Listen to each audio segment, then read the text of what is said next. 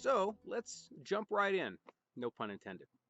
This is the first of 7 modules. Here we cover an introduction to the IDAH2O program, citizen science in broader terms, what we expect from IDAH2O volunteers, the resources we can provide, how the program works, and a brief note about safety. The other modules include a primer on water quality key concepts, then getting started as a citizen scientist with IDAH2O. After this 30,000-foot broad view of the program, we take a closer look at the science behind the mainstream assessments, habitats, then physical and chemical combined, and finally stream biology.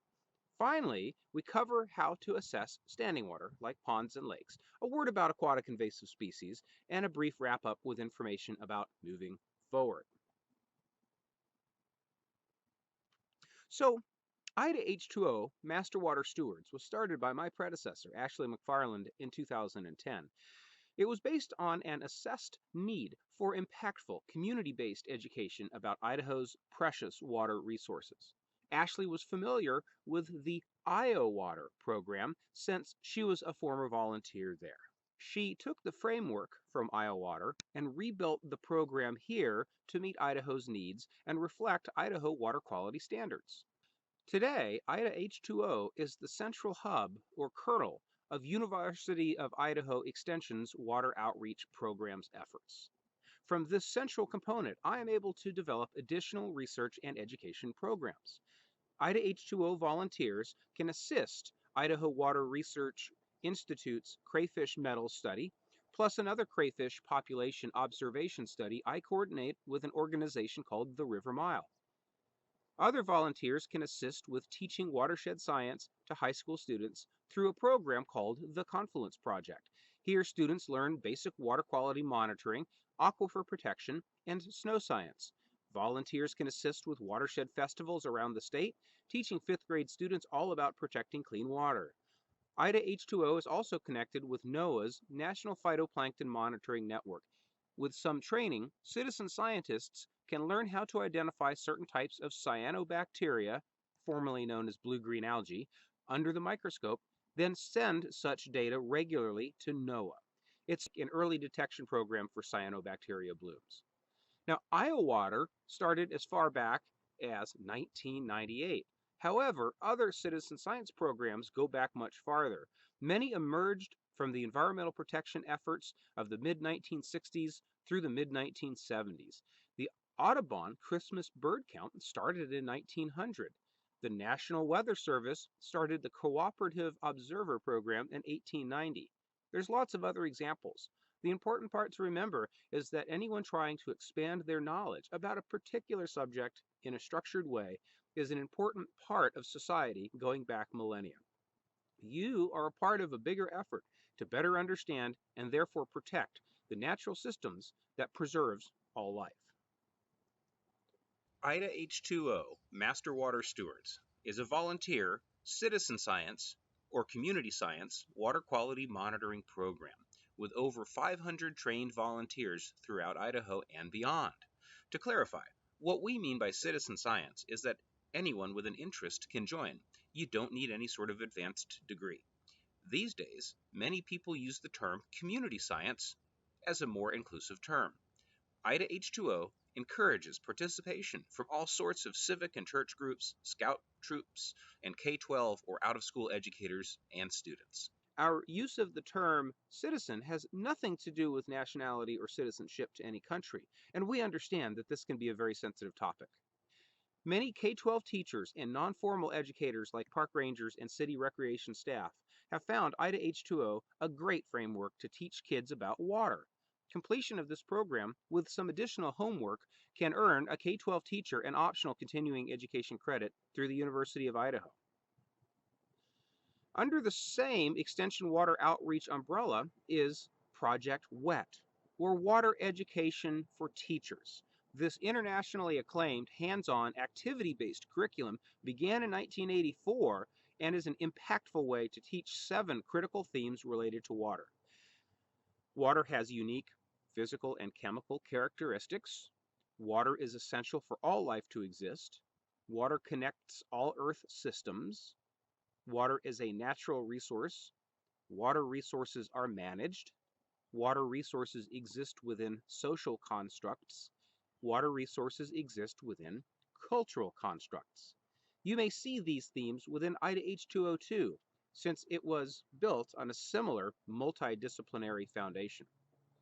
As a master water steward, we expect only a handful of things from you. First and foremost, continue nurturing your interest in water quality.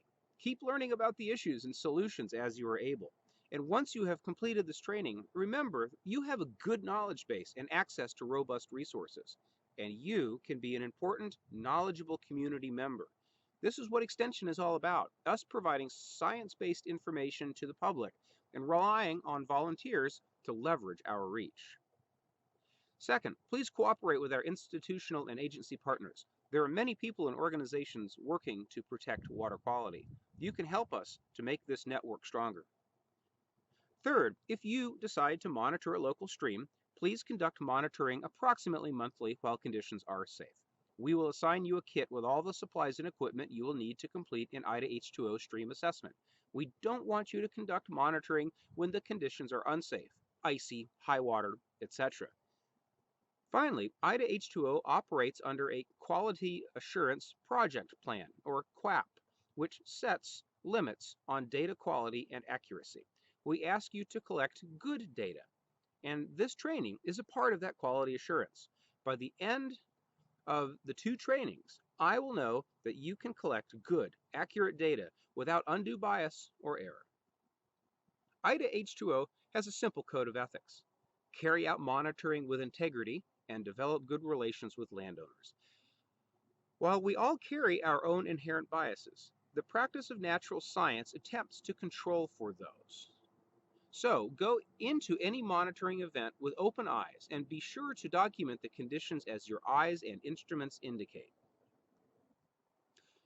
Remember, too, that we live in a state with strong property rights laws. Only monitor where you have absolutely clear public access or written permission for monitoring on private property.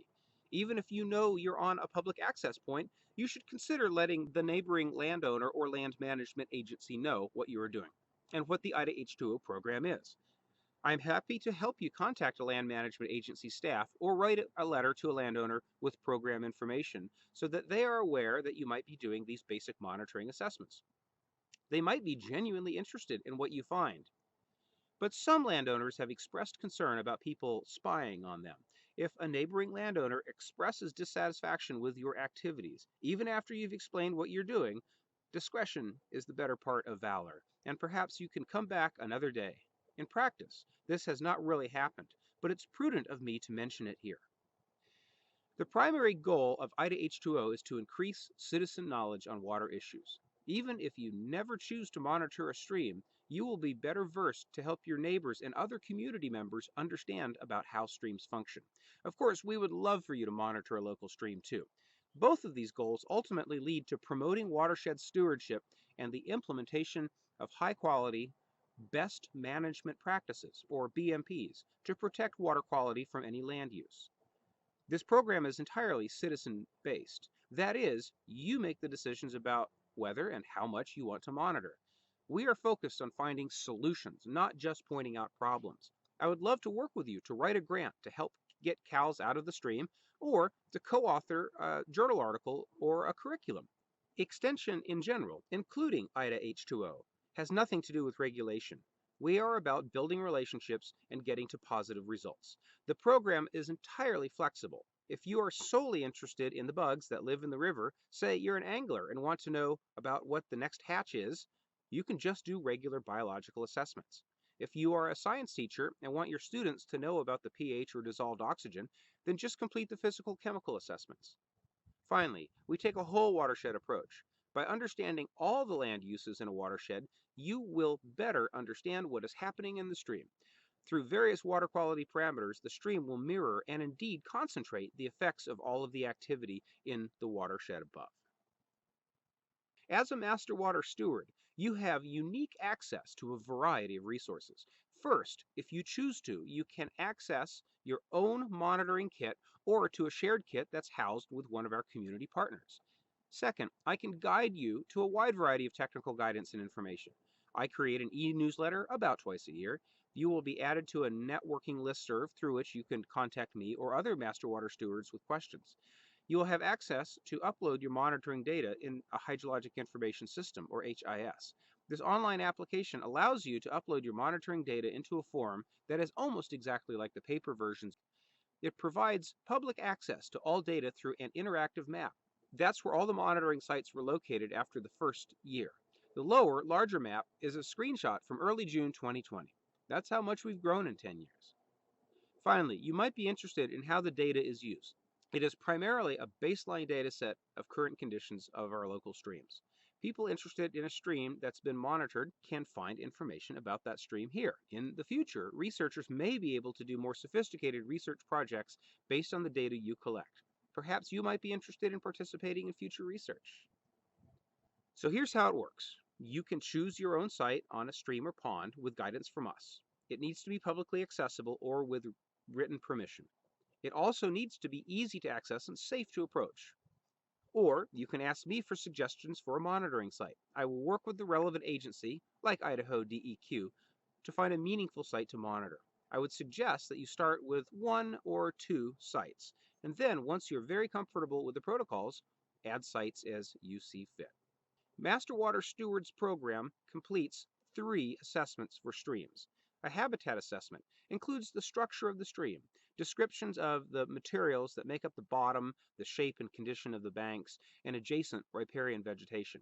This is typically done only once a year, since stream habitat only typically changes after high water events in spring.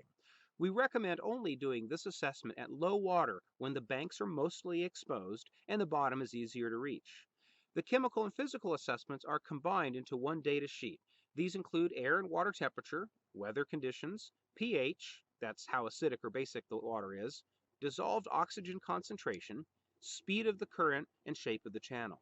This is typically done once a month, but the IDAH2O system can handle all the data you can throw at it, so more often is okay too. The biological assessment is focused on the aquatic macroinvertebrates that live in the stream.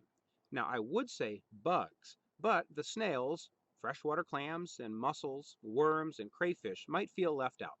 You can simply turn over rocks to see who's living in the stream, or you can provide your own net to make it easier to capture a greater variety of bugs. This is typically done twice a year at relatively low water so as not to create too much of a disturbance in the stream. The IDAH2O protocol can be used to monitor standing water, like ponds and lakes. We specialize in streams, so we recommend also include inlet and outlet data collection to your efforts. The entire standing water data collection is included on one form, and we recommend monitoring about once a month or more frequently if you'd like. Finally, I need to emphasize safety considerations at this point. Safety is our primary concern, as no data is worth risking your health or safety. Here are a few safety protocols with IDAH2O. First of all, it's more fun to have company while out sampling. Besides, 2 of the assessment techniques really require someone else to be the scribe, holding the clipboard and writing the data down while you are in the stream. You'll see which ones later.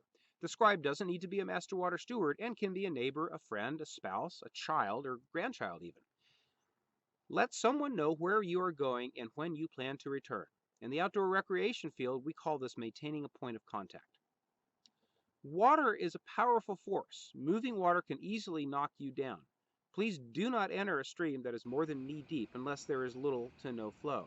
Once water is flowing over your knees, you're especially prone to be knocked down. Water doesn't have to be moving to make you cold. Water is at least 8 times more efficient at cooling you off. This is great on a hot day, but in cold weather, you need to be especially careful to stay warm. Look how we're dressed in this photo of us monitoring in Driggs in about June of 2015, as it was snowing and windy. Wearing the right gear for the conditions is critical. Don't wear cotton in cold, wet conditions. Hip waders are helpful, but remember to be careful about depth. If you wear chest waders, please also wear a belt around your waist. If you slip or underestimate the depth, this prevents the waders from immediately filling up with water and pulling you down. A sun shirt and sport sandals are great for use in warm weather. It might not be the water that's a hazard out there. Remember to look up from the stream and from your clipboard to make sure there's not any wildlife nearby. I stepped on a hornet's nest on the bank of Benawa Creek while teaching once, and before I realized it, one tumbled in between my sports sandal and the tender spot in the middle of my foot. I couldn't get it out in time before it stung me, and so I had to teach the rest of the field portion with a very sore foot. Watch out for steep banks, broken glass, barbed wire, and other junk at or near your monitoring site. Watch the weather. Don't get near the water if there is lightning. Finally, please don't approach any stream at high water or during floods. You may feel free to take photographs from a safe distance, but the banks can be unstable and debris might wash up well above the banks during a flood. We don't need the data that badly. Come back another day once the water has receded. Safety is more important than the data. Make sure you feel comfortable at your monitoring site. Now, we can't go over every potential hazard here. When in doubt, don't do it. Contact me if you have any questions or concerns. Okay, that's it for the first module. Thanks for listening, and now you can find your quiz at the end of this module. We'll see you at Module 2.